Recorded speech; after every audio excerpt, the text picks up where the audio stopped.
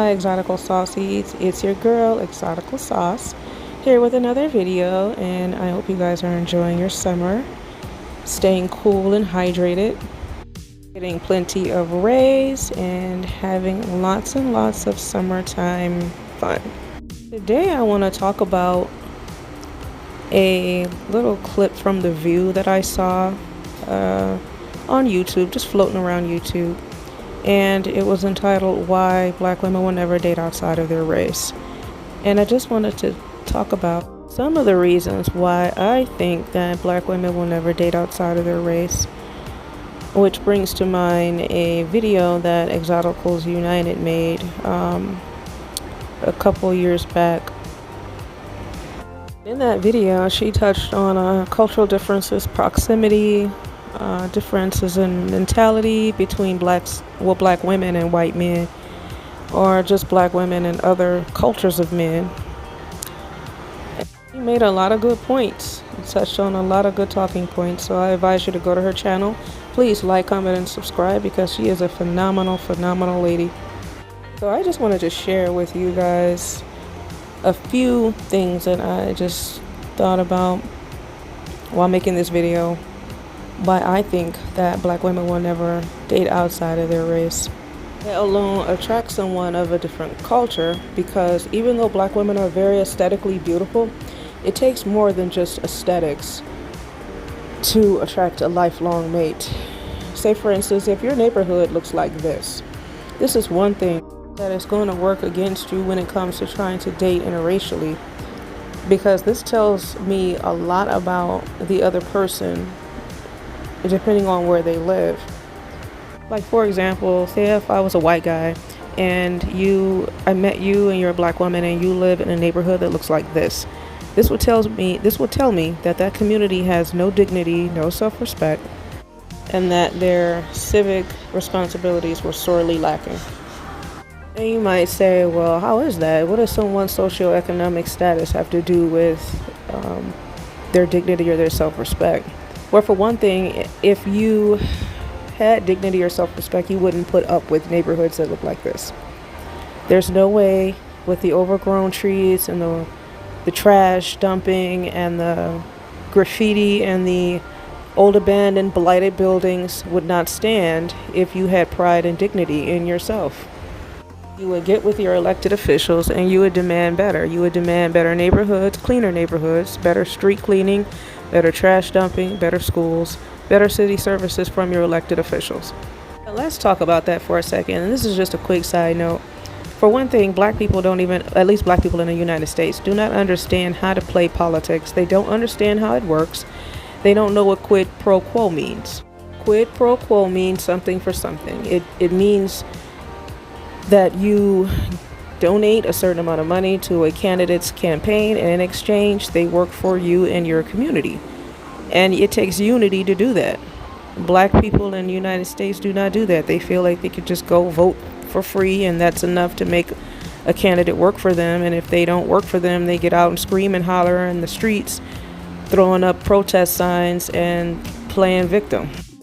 What or where you come from and what your neighborhood or your city looks like has a lot to do with your personality, in a sense where if you have the same mentality of the people that come from a neighborhood that looks like this, then the other person of another culture is going to think that, well, your values do not align with theirs. Because a lot of communities outside of the black community feel as though I raised money for that person's campaign, that politician works for me. You do what I tell you to do, or I will fire you through the impeachment process. I will petition, I will protest, I will do everything I can to get you out of office.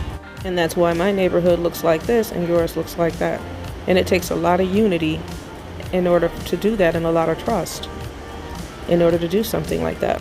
Billions, if not trillions of dollars pass through black hands every year, and we can't get together because we don't trust each other. We have no unity.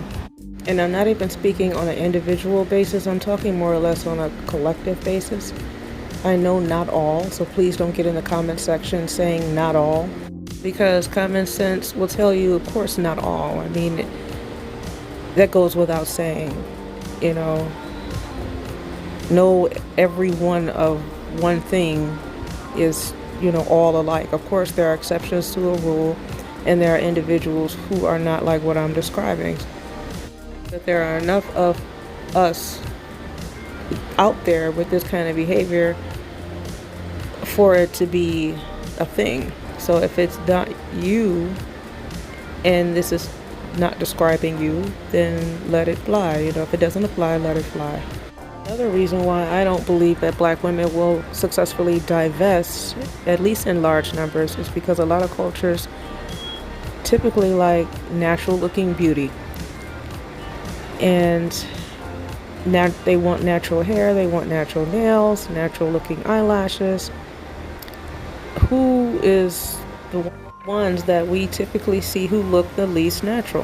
Who are the ones that typically overdo it with the makeup, overdo it with the lashes, the baby hairs and the nails, extra exaggerated dramatic eyeliner and all of this blush and lipstick? Who do you see usually dressed like that or subscribe to those kinds of beauty standards? It's usually black women, and it is very much giving drag queen.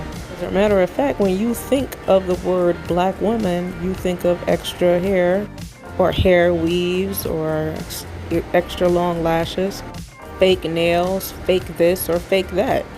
Whereas getting to the point where black women were making TikToks, taking their hair, like their natural hair down, to prove that black women can actually grow long, thick, natural hair and without wearing a weave. It's just gotten to be to a point where people think that our hair doesn't grow and that we're just naturally bald-headed. But another thing is black women just really have to clean up their image. Like, we have to stop perpetuating this image of twerking and baby mamas and fighting and being confrontational and always trying to be tough, telling the world that we're the least desired and the last picked and the least attractive, because that shit is absolutely draining. And people are gonna say eventually, like, okay, fine, fuck it, you're at the bottom, nobody wants you, you're the least attractive, now shut up. Because nobody wants to be around somebody that's constantly wallowing in self-pity, that needs constant reassurance, that's always telling me I'm at the bottom and I have nobody. That shit is a drag. You're a Debbie Downer, and you're getting the reputation of being a Debbie Downer. Nobody is going to want to marry you, date you, or be your fucking friend. Another thing is that black women just try too fucking hard. Constantly walking down this damn street, big ass jiggling down the street with no drawers on, scantily dressed. That is not sexy, that is not attractive, that's not modesty, that's not feminine. Black women are naturally curvy, beautiful bodies, don't get me wrong, gorgeous aesthetics, gorgeous skin, dark, light, or brown, but they're trying too damn hard to emulate this bullshit that you see in these rap videos. That is not reality, and if your vibration is that fucking low, I don't know what to tell you. I don't know.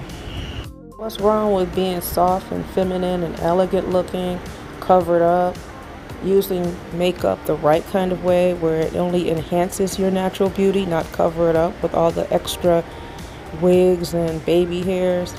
Nobody wants a woman that they can have just like that without even trying. Where I just say, hey, what's up? And give you 10 seconds of attention and you just fall over with your legs wide open. Like, nobody wants that shit. Men like to chase a woman. They like a challenge. They like a woman who gives them a little bit of a, who makes them work for her attention. They don't want you to just give them your undivided attention and just be ready at any, moment's notice because they give you 10 seconds of attention. Like, that's not attractive to them. Black, white, whatever the culture, if the woman comes off thirsty, like too easy, they're going to instantly be turned off. And that is kind of what black women are known for nowadays. We're known for being thirsty. Black women are also known for having multiple kids. And a lot of cultures don't believe that you should have multiple kids or any kids at all unless you're a widow or you're divorced. And unfortunately, that's just not the case with a lot of black women. A lot of black women are single mothers with multiple children, and each kid a lot of times has its own dad. Kids arguing over whose dad can beat the other dad's ass, and Well, my dad has more money than your dad. Well, my dad can kick your dad's ass. I mean, that is just not a good look for the black female collective. It's not attractive. It's not the norm in anyone else's culture, but it seems to be the norm in black America.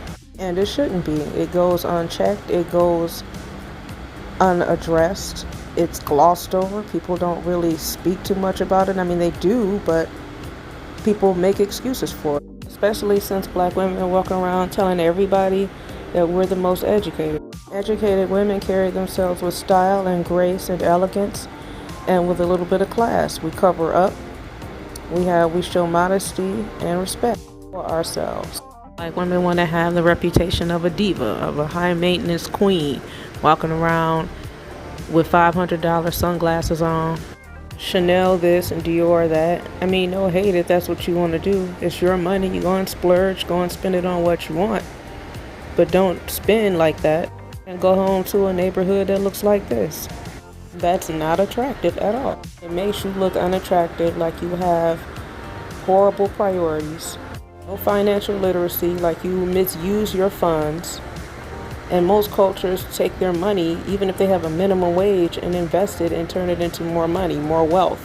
Trying to grow your assets, buy property, invest in the stock market, invest in other things that are going to increase your wealth so that you will have something to leave to your children someday when you pass away. I feel like if black women really want to divest, they should do it in all sincerity. They should mean it from the bottom of their heart, not to flex on black men and trying to show black men that they can pull another man of another race. Black men are not stupid, and neither are other cultures of men. They know why you're doing it. They know if you're sincere or not, or if you have an ulterior motive. Anytime you see an attractive man of another culture, especially on like social media, black women are all in their comments being thirsty. Oh, do you like chocolate, girls? Do you like chocolate? Hell no, because I see what chocolate is doing. Chocolate needs to fix her image. Chocolate needs to clean up her act and change her behavior. Again, this doesn't apply to individuals, but black women as a collective. A lot of black women successfully divest because they understand these things to the point where it's becoming a stereotype, and it's just not a good look. But these are just a few things that I can think of to help black women successfully marry outside of their race. Can you think of any things? Make sure to leave a comment, and I'll talk to you later.